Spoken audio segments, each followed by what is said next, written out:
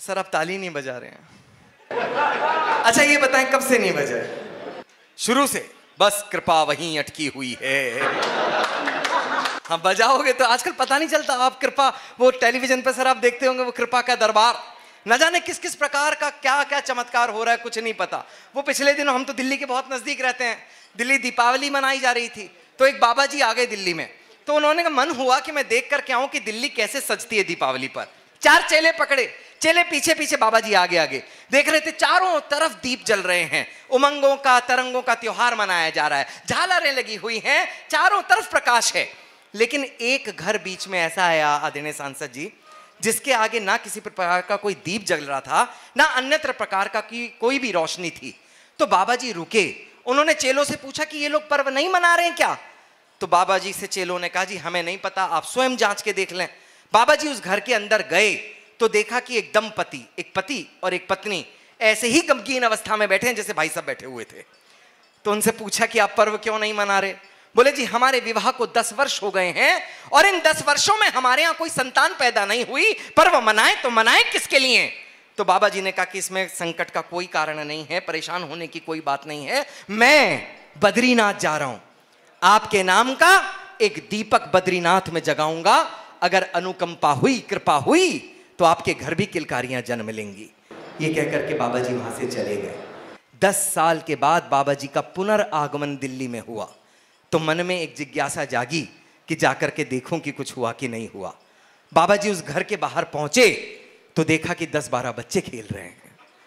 एक बच्चे से बाबा जी ने पूछा बेटा यहाँ घर नहीं था? बोला यहाँ पर घर था, वहां बच्चे नहीं थे। बोला हम पे टाइम नहीं है, मम्मी अंदर है, उनसे पूछ लो। बाबा जी अंदर गए तो देखा एक महिला आटा गूंथ रही है बहुत सारा। देखते ही बाबा जी को पहचान गए, चरण छू लिए। बाबा जी अनुकंपा हो गई, कृपा हो गई, किलकारियों ने जन्म ले लिया। बाबा जी ने पूछा कितने बच्चे हो गए?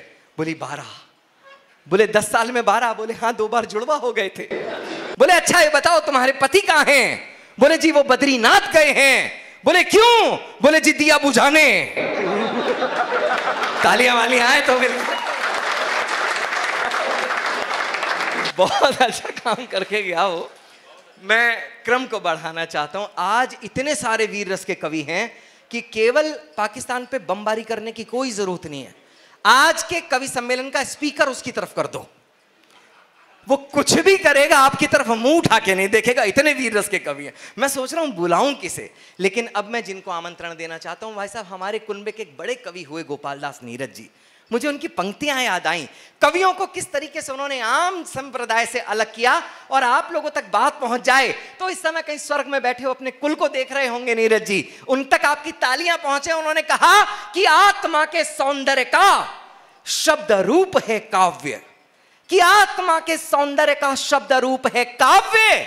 मानव होना भाग्य है, कवि होना सौभाग्य, कि मानव होना भाग्य है। मैं उसी सौभाग्य को जो वितरित किए हुए हैं यहाँ पर, मैं उनमें से एक को आमंत्रण देना चाहता हूं जिन्होंने मां शारदा की आराधना करी, वंदना करी, उनका आवाहन इस मंच पर किया।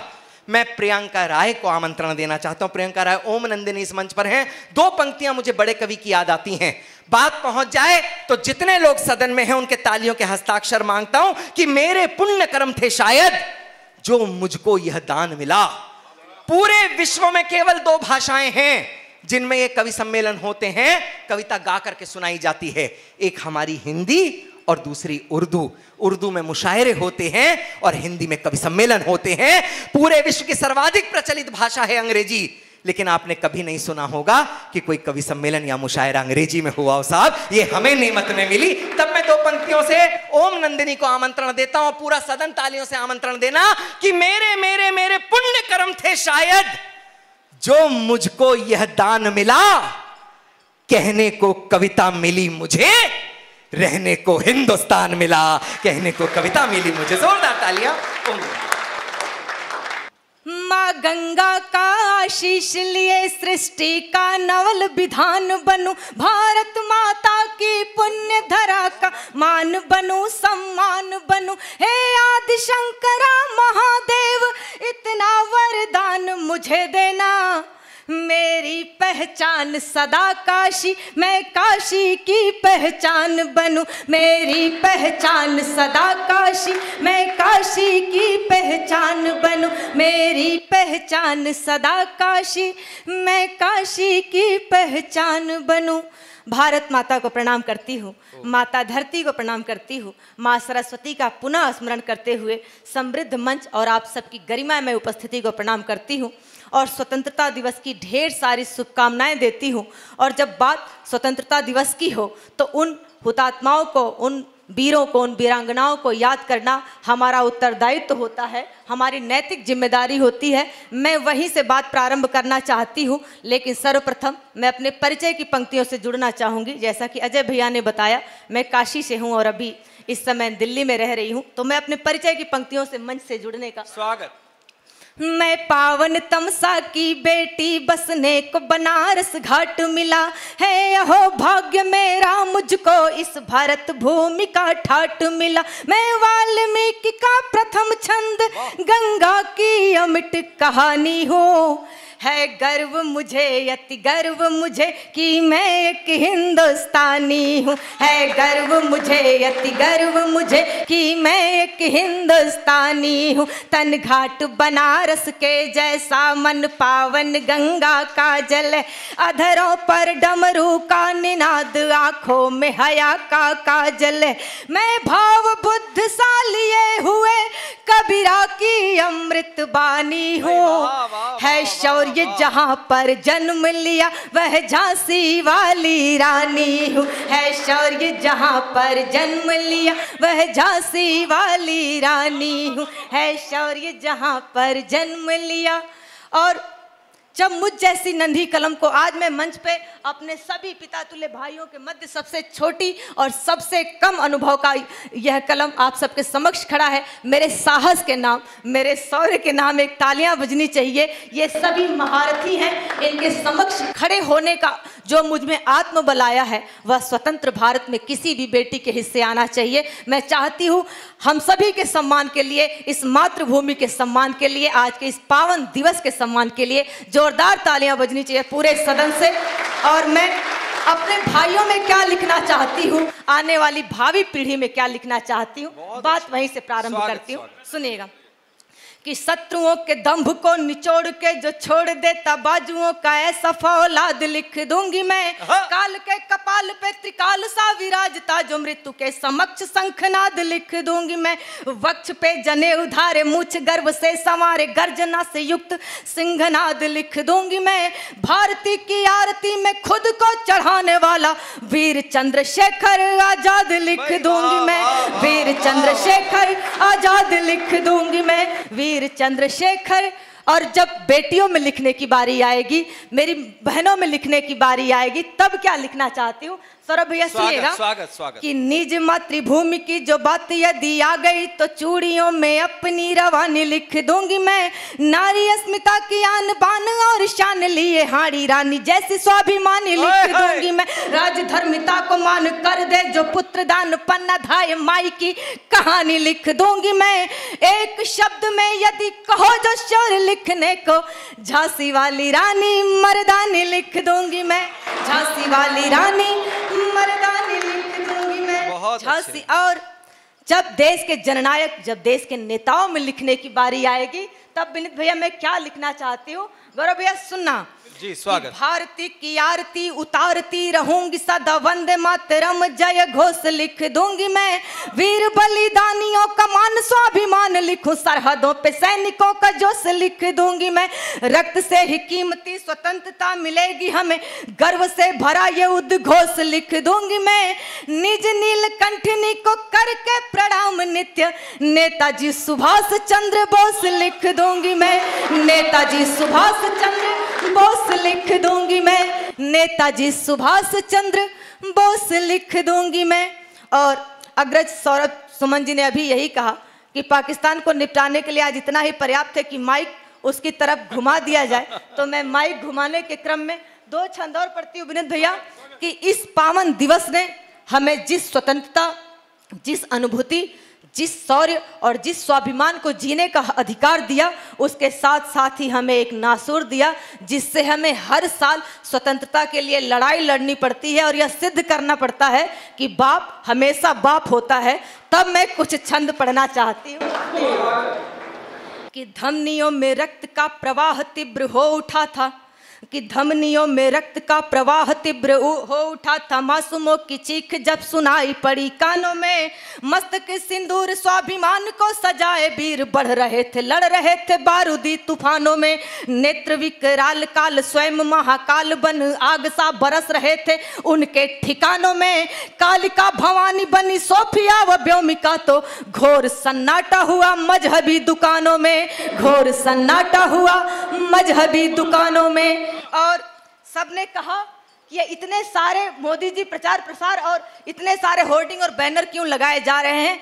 यह स्थिति भी अपने ही देश के राजनेताओं ने लगाया। जब हमारे ही सैनिकों, हमारे शहीदों पर प्रश्न चिन्ह उठने लगे, तब एक छंद वहां से उठाकर रखना चाहती हूँ। सुनिएगा दीदी कि प्रश्न जो उठाते रहे बार बार सैनिकों पे, उनके लिए भी एक छोटा सा संदेश था, बहन बेटियों के रक्षार्थ ही जिए मरेंगे पूर्वजों से हमको मिला ये उपदेश था, मांग के सिंदूर का पता है धर्म दुनिया को, तुम जाहिलों को ही बताना सिर्फ शेष था, और पूरी दुनिया तो ये भी जानती रही है कायरों का देश है वो, कायरों का देश था, कायरों का देश है वो, कायरों का देश था, कायरों का देश है। और आज जिस टैरिफ की बात अभी अग्रज गौरव चौहान जी कर रहे थे, मैं वहां से एक आखिरी छंद पढ़कर अपने जननायक को एक सल्यूट भेजती हूँ, अपने भारत को एक सल्यूट करना चाहती हूँ, सैनिकों को सल्यूट करना चाहती हूँ। सुनेगा कि भारत की आत्मा को तार तार कर दिया मासूमों की चीख और जख्म के निशानों ने, मिशन नहीं था मात्र स्वाभिमान हिंद का था, मिली जो चुनौतियां स्वीकार ली जवानों ने, तुमने कहा था जाके मोदी को बताना और हिंद की दो बेटियों को सुना तेरे कानों ने, देश के प्रधान पे चलाना जोर दुनिया का, देख लिया है ये पूरे विश्व के प्रधानों ने, देख लिया है ये पूरे विश्व के प्रधानों ने, देख लिया है ये पूरे विश्व के प्रधानों ने। भारत माता की। मैं एक गीत पढ़ना चाहती हूँ। भूमिका मैं इसलिए अतिरिक्त नहीं बना रही हूँ, यह सालों से मेरे अग्रज हम सभी नई पीढ़ी के लिए भूमिका तैयार कर रहे हैं। जिस शौर्य पराक्रम और स्वाभिमान को मेरे सारे अग्रज पढ़ेंगे, मैं उसकी पृष्ठभूमि, मैं उसकी आधार को पढ़ना चाहती हूँ, मैं उस त्याग, उस बलिदान को पढ़ना चाहती हूँ, मैं उन वीरांगनाओं के नाम में गीत पढ़ना चाहती हूँ। विनीत भैया, मैं ओज के लिए बहुत कुछ पढ़ सकती हूँ, लेकिन आप सबके समक्ष मैं इतना सामर्थ्य नहीं रखती कि मैं आज बहुत ज़्यादा जोश और शौर्य की बात करूं, पर मैं संवेदना की बात करना चाहती हूँ, मैं सिंदूर के स्वाभिमान की बात करना चाहती हूँ, मैं नारी के आत्मसम्मान की बात करना चाहती हूँ। मैं एक बार चाहती हूँ उन शहीद की वीरांगनाओं के लिए पूरा सदन तालियां बजाए, क्योंकि मैं इस गीत को पढ़ते समय किसी भी ताली की आप सबसे अपेक्षा नहीं करती। सुनेगा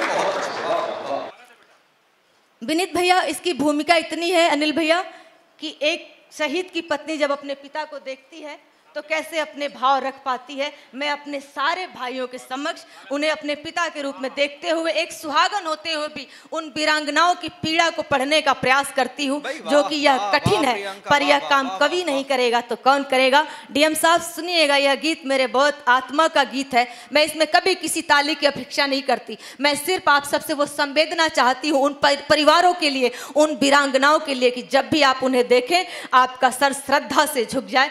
इस गीत के साथ आप सबकी संवेदनाएं जुड़े। सुनेगा। स्वागत। संग भेजा था मुझको जिसके, संग भेजा था मुझको जिसके, आज उसी से दूर हुई, देखो बाबा तेरी बेटी आज बिना सिंदूर हुई, देखो बाबा तेरी बेटी आज बिना सिंदूर हुई, फेरे सारे ठीक लिए थे। अपने पिता से आश्वस्ति भरी अपेक्षा चाहती है उनसे, वो उत्तर चाहती है कि क्या मुझसे कोई गलती हुई कि फेरे सारे ठीक लिए थे, मन से सारे वचन सुने थे, सीने पर सर रख कर उनके मैंने कितने स्वप्न बुने थे। आज चूड़ियों के संग संग में, आज चूड़ियों के संग संग में मैं भी चकना चूर हुई। देखो बाबा तेरी बेटी आज बिना सिंदूर हुई, देखो बाबा तेरी बेटी आज बिना सिंदूर हुई। और उन सैनिकों की पत्नियों के हिस्से में, उनके बच्चों के हिस्से में सिर्फ प्रतीक्षाएं आती हैं। तब यह बंद पढ़ती हूँ, सुनेगा कि कितने अरमानों से रास्ता देख रही थी होली का, इससे पहले नाता टूटा उनसे बिंदिया रोली का। मेहंदी और महावर देखो, मेहंदी और महावर देखो हमसे यूं मगरूर हुई। देखो बाबा तेरी बेटी आज बिना सिंदूर हुई, देखो बाबा तेरी बेटी आज बिना सिंदूर हुई। और हम आम पत्नियों की तरह वो भी अपने पतियों से कुछ चाहती हैं, कुछ उपहार चाहती हैं, समय चाहती हैं, अपने लिए बहुत सारे साज श्रृंगार की वस्तुएं चाहती हैं दीदी। तब यह आखिरी बंद पढ़ती हूँ कि मैंने कुछ सामान था मांगा लेकिन वो सम्मान दे गया। मैंने कुछ सामान था मांगा लेकिन वो सम्मान दे गया।